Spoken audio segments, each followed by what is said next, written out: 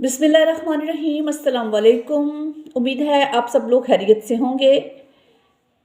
सबसे पहले आपसे रिक्वेस्ट है कि अगर आपने अभी तक मेरे चैनल को सब्सक्राइब नहीं किया तो काइंडली सब्सक्राइब कर लीजिए और बेल आइकन को भी प्रेस कर लीजिएगा ताकि आने वाली न्यू वीडियोस की नोटिफिकेशंस जो हैं वो आपको इन टाइम मिल सके।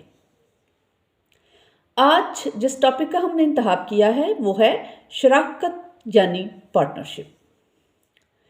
शराकत ज़बानी और तहरीरी दोनों सूरतों में अमल में लाई जा सकती है और इस तरह शराकत में दो या दो से ज़्यादा फ़रीक़ैन अपने मुश्तरका सरमाया या प्रॉपर्टी से आमदनी मुनाफा तकसीम करने का मुआहदा करते हैं। शराकत में अगर माबैन फ़रीक़ैन कोई मियाद मुकर्रर ना हो तो ऐसी शराकत बिला किसी वजह से हर वक्त ख़त्म की जा सकती है और फस्ख शराकत और फहमीद हिसाब का दावा दायर किया जा सकता है। और फस्ख शराकत से पहले कोई फरीक फहमीद हिसाब नहीं मांग सकता जब तक कि मुआहदा में ऐसी कोई तहरीर जो है ना लिखी गई हो, ऐसी कोई शर्त ना लिखी गई हो और फस्ख शराकत के मुकदमा में तकर्री रिसीवर की इस्तदा भी की जा सकती है। और इसी तरह इस मुकदमे में तारीख दायरी दावा और तमील समन से फसख मुआहदा की डिग्री सादर की जाती है। इसके लिए हम रिलाई कर सकते हैं 1983 CLC 1685 पेज। अदालत पहले इब्तदाई डिग्री सादर करती है और उसके बाद हिसाब लिया जाता है। शराकत जिन अमूर की बिना पर फसख की जा सकती है उनमें सबसे पहले तो ये है कि मैनेजिंग डायरेक्टर हिसाब किताब में खुर्द बुर्द कर रहा है या फिर हिस्सादारान को उनके हिस्स का मुनाफा नहीं दिया जा रहा। इसी तरह हिस्सादारान एक दूसरे के मुखालिफ हो गए हों और इत्माद ना रहा हो। इसके लिए हम देख सकते हैं सेक्शन 54 कॉन्ट्रैक्ट एक्ट 1872 और इसकी इंटरप्रिटेशन के लिए हम देख सकते हैं PLD 1961 लाहौर पेज नंबर 46। अगर फर्म रजिस्टर शुदा ना है और शराकत फसख हो जाती है तो एक हिस्सेदार दूसरे हिस्सेदार के खिलाफ ज़र नकद का दावा नहीं कर सकता। इसको इंटरप्रेट किया गया है PLD 1952 BAL 27 और 1986 CLC 242 और इसी तरह 1988 CLC पेज नंबर 461।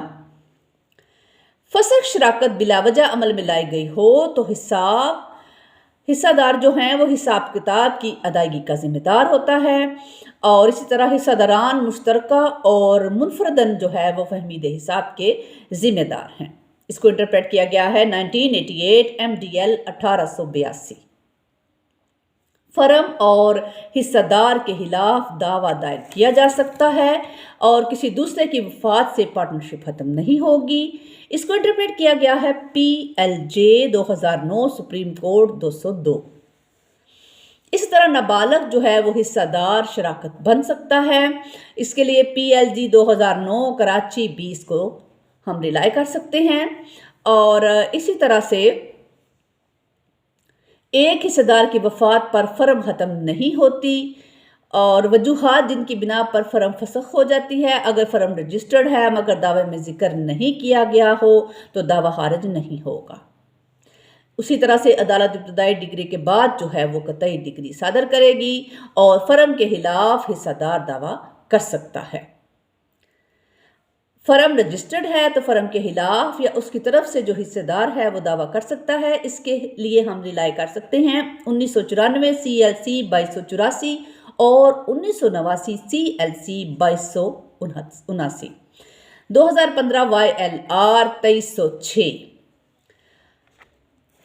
इसी तरह अगर शराकतनामा रजिस्ट्री शुदा नहीं है तो दावा फहमीद हिसाब हो सकता है मगर फर्म के खिलाफ नहीं। PLD 1996 supreme court 328। शराकत में बैन फ़रीक़ैन दो या दो से ज़्यादा मालकान की होती है जिसमें सरमाया किसी कारोबार में लगाया जाता है और नफ़ा माबैन फ़रीक़ैन हिस्सा रस्दी तकसीम होता है। फर्म शराकत ज़ुबानी होती है और तहरीरी भी होती है और रजिस्टर भी होती है। شراکت نامہ جو ہے وہ اگرچہ لازمی نہیں ہے مگر زبانی یا غیر رجسٹری شدہ فرم دعویٰ دائر نہیں کر سکتا۔ سیکشن 69 اور اس کے لیے ریلائی کر سکتے ہیں 1969 MLD 274۔ اسی طرح سے دعویٰ فسخ شراکت اور فہمید حساب عام طور پر دائر ہوتا ہے اور دائری یہ دعویٰ کی تاریخ سے فسخ شراکت شمار ہوگی، اور اگر مابین فریقین پہلے سے شراکت ختم ہو چکی ہے یا کاروبار بند ہو چکا ہے تو صرف دعویٰ فہمید حساب دائر کیا جا سکتا ہے۔ فرم یا ہر حصے دار کے خلاف دعویٰ حصول قرضہ یا رقم دائر کیا جا سکتا ہے۔ اس کے لیے ہم ریلائی کریں گے PLD 1963 لاہور 23۔ اگر فرم کے کسی شخص کے خلاف دعویٰ دائر کرنا ہو تو یہ ضروری ہے کہ فرم کی رجسٹریشن ہو، ورنہ دعویٰ قابل پذیرائی نہیں ہوگا۔ 1990 MLD 1039۔ تنصیح شراکت و فہمید حساب کے مقدمے میں یہ ضروری ہے کہ شراکت نامہ کی تاریخ اور شرائط شراکت نامہ جو ہیں وہ بیان کیے جائیں، اور جملہ حصہ داران کو فریق مقدمہ بنایا جائے، اور حصص فریقین اور سرمایہ فریقین کا بھی اندراج کیا جائے۔ اگر کوئی حصہ دار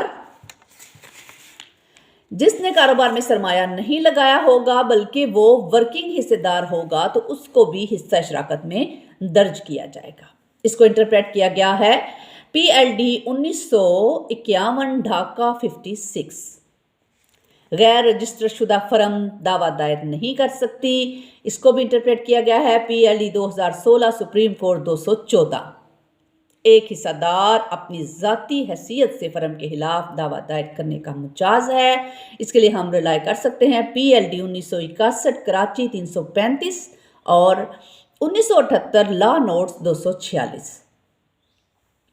سیکشن 254 قانون معاہدہ میں فسخ شراکت کی استدعا کے بارے میں جملہ وجوہات بیان کرنا ضروری ہے، کیونکہ بغیر فسخ شراکت کے ایک حصہ دار دوسرے حصہ دار سے حساب کتاب نہیں مانگ سکتا۔ اس قسم کے مقدمات میں تقرری رسیور کی استدعا کرنی چاہیے، کیونکہ عدالت پہلے ابتدائی ڈگری صادر کرے گی اور بعد ازاں فہمید حساب کرانے کی مجاز ہوگی، جس میں تقرری رسیور ضروری ہونی چاہیے تاکہ غیر جانبدارانہ حساب کیا جا سکے، اور بعد ازاں عدالت جو ہے وہ قطعی ڈگری صادر کرے گی۔